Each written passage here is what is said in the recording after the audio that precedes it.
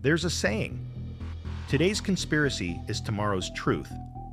And if history has taught us anything, it's that some of the wildest claims, once ridiculed and dismissed as paranoia, later turned out to be undeniable reality.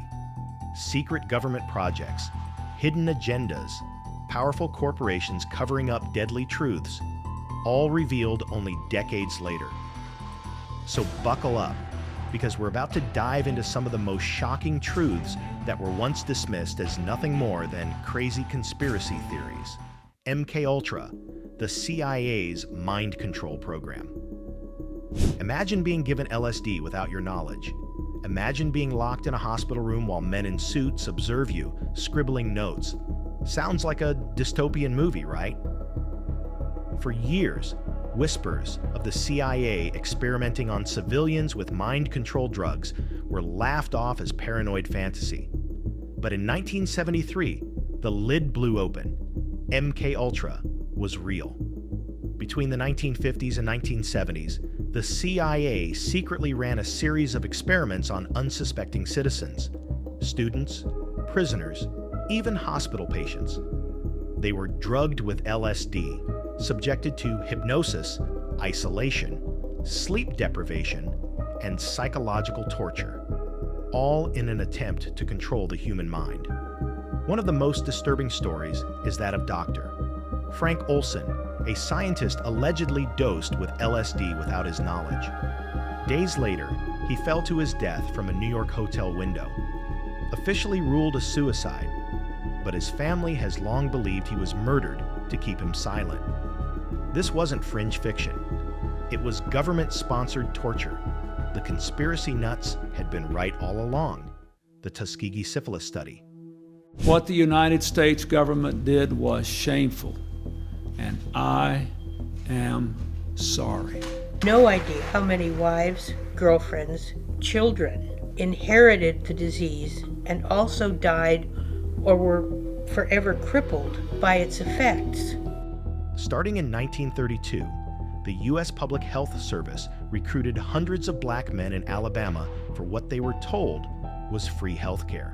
What they weren't told, they had syphilis. And worse, they wouldn't be treated. Doctors deliberately withheld penicillin, even after it was discovered as a cure in the 1940s.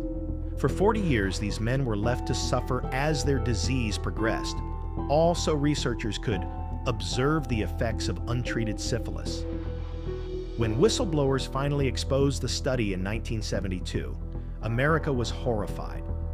Families destroyed, generations scarred, and trust in public health shattered. People who claimed the government was experimenting on African Americans were dismissed as paranoid. Turns out they weren't paranoid enough. The sleep deprivation nightmare, the Peter Tripp experiment. What happens when the mind is forced to stay awake for over 200 hours? Do you think you'll be able to take it? In 1959, Peter Tripp, a cheerful radio DJ from New York, wanted to raise money for charity and break a world record. His plan, you would ask? Stay awake for 201 hours inside a glass booth in Times Square, all under medical supervision. In the first 48 hours, Tripp was still able to perform his job in interviews. By day 3, he began laughing at inappropriate times and forgetting names. By day 4, he believed the desk drawer was on fire and tried to throw it out the window. Then, he began suffering from microsleeps, brief, uncontrollable brain shutdowns that occur while the eyes are still open. His body temperature also dropped, his heart rate became erratic, and he hallucinated his doctor as an imposter trying to kill him. Can you believe that? This leads to the conclusion that sleep is vital for memory, sanity, and emotional regulation. Long-term sleep deprivation mimics symptoms of schizophrenia and psychosis. After this event, Tripp's personality reportedly never fully recovered. He lost his job, faced depression, and his marriage ended. How unfortunate for the poor man. That leads us to the question for you.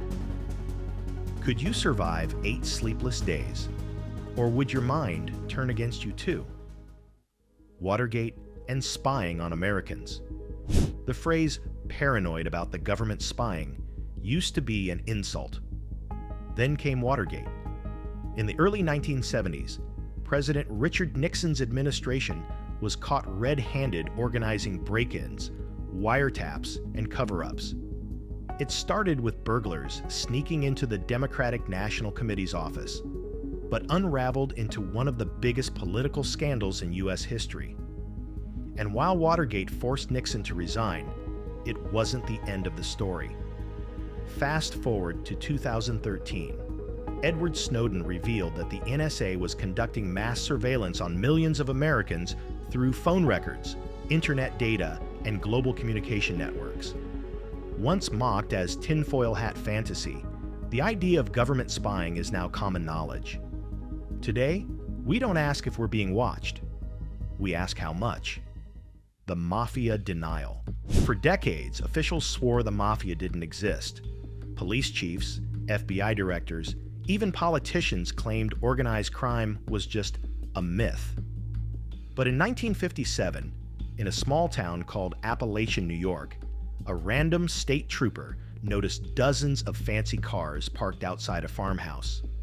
Inside, over 100 of the most powerful mob bosses in America, caught red-handed in a nationwide summit.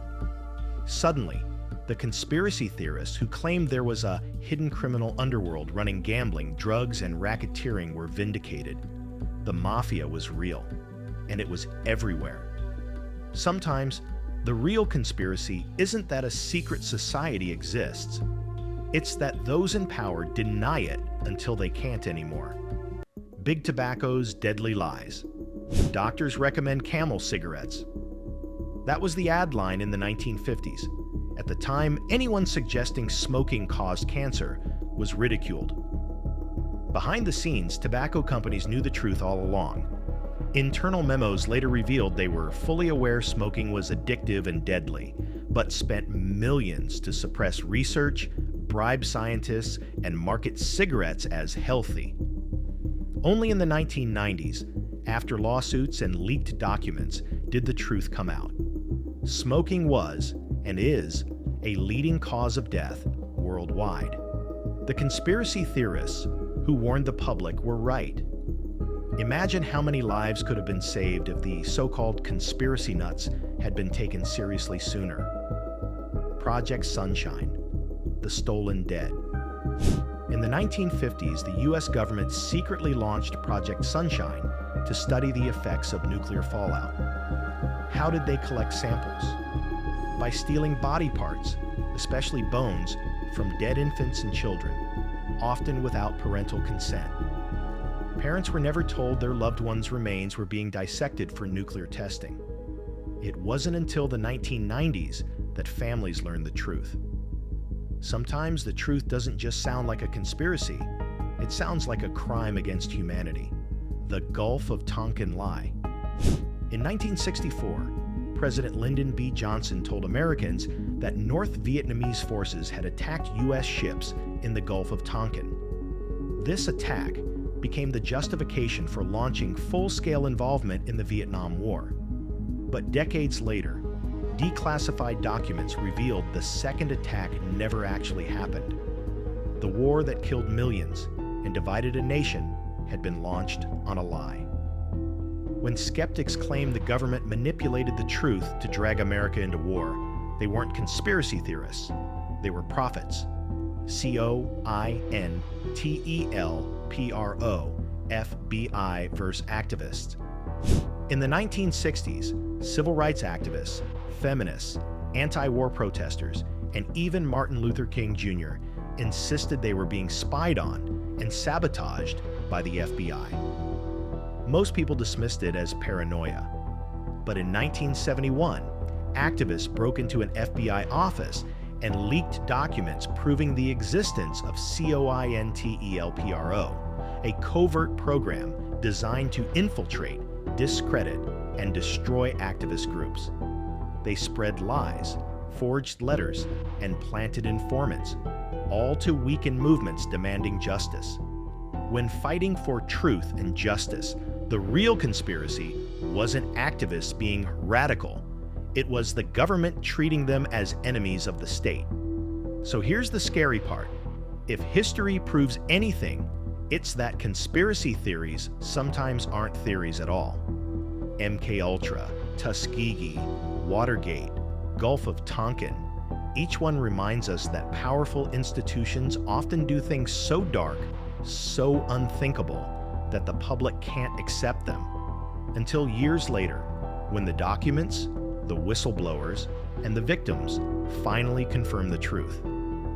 So the real question is, which conspiracies today will tomorrow's headlines prove true?